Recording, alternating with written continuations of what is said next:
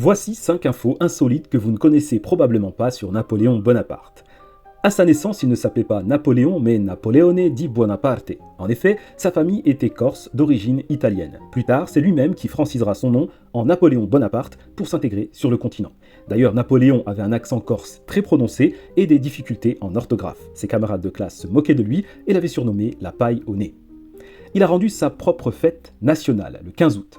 La Saint-Napoléon a été célébrée la première fois de manière officielle en 1806 par décret impérial. Elle a cessé d'être célébrée dès la fin du Premier Empire, autour de 1813, avec la chute de Napoléon Ier et la restauration de la monarchie.